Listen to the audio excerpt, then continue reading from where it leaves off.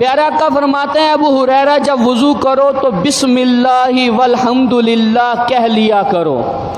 وضو کرنے سے پہلے بسم اللہ والحمدللہ کہہ لیا کرو. جب تک تمہارا وضو رہے گا فرشتے نیکیاں لکھتے رہیں گے. تو وضو کا صحیح طریقہ یہ ہے کہ جب وضو کرنے کا ارادہ ہو تو اونچی جگہ بیٹھنا مستحب ہے. چہرہ قبلے کی طرف ہونا چاہیے، یہ بھی مستحب ہے. پھر اس کے بعد نیت کی جائے.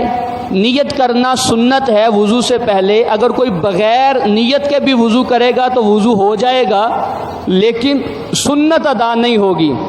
نیت کرے.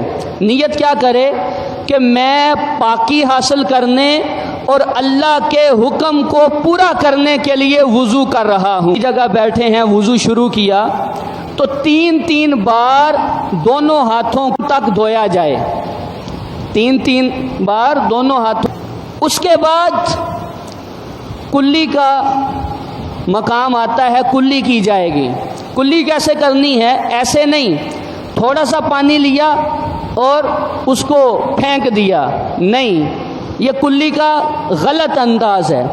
صحیح انداز کیا ہے؟ چلو میں پانی لیا اور یہ ذہن میں رکھیں کہ ایسا نہیں ہوگا کہ 8-10 کلیوں کا پانی بہہ جائے اور آپ ایک کلی کا پانی بھریں. ٹوٹی اتنی کھولیں، پانی بھر جائے تو اس کو بند کر دیں. قیامت والے دن ایک قطرے کا حساب لیا جائے گا. اب چلو میں پانی لے کے منہ میں پانی ڈالا تو حلق کے کنارے تک پانی پہنچنا ضروری ہے. کلی میں اگر غسل کا طریقہ ہے وہ انشاءاللہ میں پھر جمعے میں بیان کروں گا، تو اس کے بغیر تو غسل نہیں ہوگا. اگر ایسے کلی نہ کی تو منہ میں پانی ڈالا تو پانی کو منہ کے ہر پرزے پہ گھمائیں تاکہ منہ کے ہر گوشے میں پانی پہنچ جائے. اگر روزہ ہو تو گرگرا نہیں کریں گے، روزہ نہ ہو تو پھر گرگرا کریں گے. پانی ڈال کے پھر گرگرا کیا جائے گا. اب اس کے بعد جب کلی ہو گئی، 3 مرتبہ کلی کرنا سنت ہے. ناک میں پانی چڑھایا جائے گا. ناک میں پانی چڑھائیں گے تو یہ ناک کی نرم ہڈی ہے. اگر روزہ ہو تو نرم ہڈی تک، روزہ نہ ہو تو ناک کی جڑ تک پانی پہنچائیں گے. غسل میں ضروری ہے، وضو میں سنت ہے. مسلمان اور کافر میں فرق یہ ہے کہ مسلمان بآسانی ناک میں پانی چڑھا لیتا ہے، کافر سے ناک میں پانی نہیں چڑھایا جاتا. حدیث میں جو الفاظ استعمال ہوئے ہیں وہ ہے استنشاق، جس کا مطلب ہے پانی کو سانس کے ذریعے کھینچنا. تو آپ تھوڑا سا پانی ڈالیں گے تو یہ چڑھے گا نہیں، تھوڑا سا پانی کر کے ہلکا سا کھینچیں گے اوپر کی طرف تو یہ پانی آپ کا پہنچ جائے گا.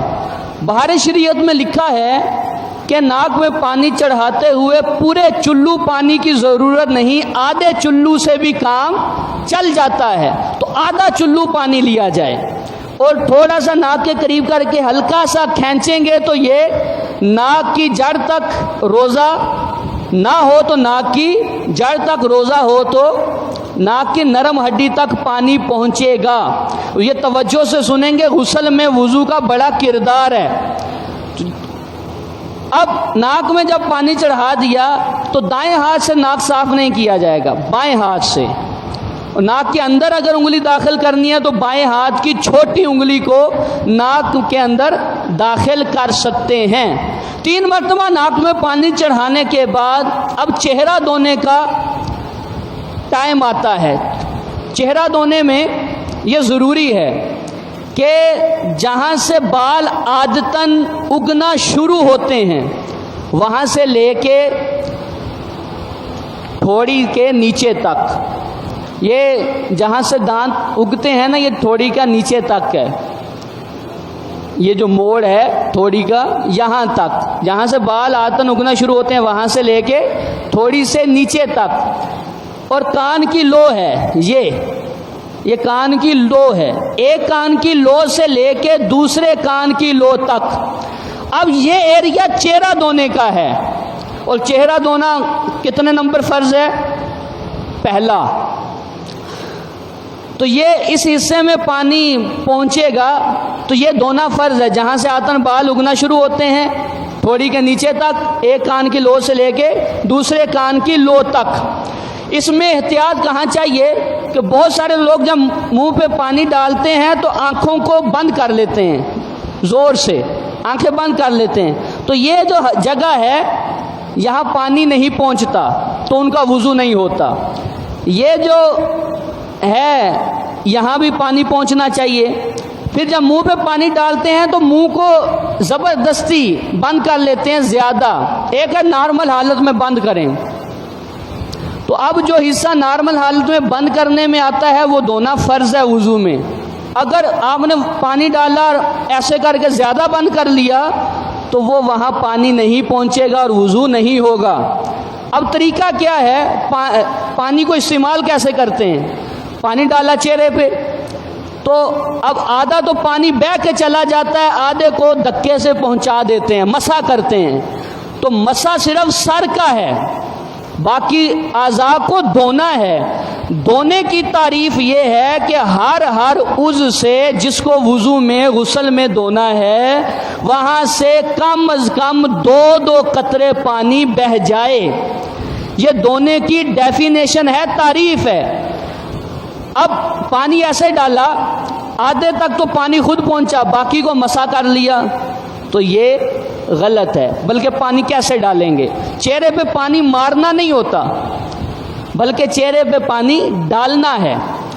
اب دونوں ہاتھوں سے آپ نے یہاں سے پانی ڈالیں، جہاں سے آتن بال اگنا شروع ہوتے ہیں اس کے اوپر سے پانی ڈالیں گے تو پانی بہتا ہوا نیچے تک آ جائے گا۔ یہ والی جو ہے یہاں پانی نہیں آئے گا، اس کو احتیاط سے دھوئیں گے۔ کیسے؟ دونوں ہاتھوں سے۔ چہرہ ایک ہاتھ سے دھونا ہندوؤں کا اور روافض کا طریقہ ہے، اہل سنت کا طریقہ، اہل اسلام کا وہ دونوں ہاتھوں سے چہرہ دھونا ہے۔ اب یہ والا جو حصہ ہے اس کو ایسے پانی لیں اور ایسے ڈالیں گے تو یہ والا حصہ دھلے گا، پھر ایسے پانی لیں گے تو ایسے ڈالیں گے تو یہ والا حصہ دھلے گا۔ تو چہرے کا یہ پورا حصہ کتنی بار میں دھلا؟ سارے بولیں ذرا، 3 بار میں۔ تو ہم نے 3 بار دھویا اور حقیقت میں یہ 1 بار دھلا۔ ایسے 3 بار دھونا سنت ہے۔ جب ایسے وضو کریں گے تو پھر وضو سیکنڈوں میں تو نہیں ہوگا، پھر صحیح طریقے سے وضو ہوگا۔ تو چہرے پہ ایسے پانی ڈال کے چہرے کو دھونا ہے۔ جن کی داڑھی ہے، میں دعا کرتا ہوں آپ سب کی داڑھی ہو جائے،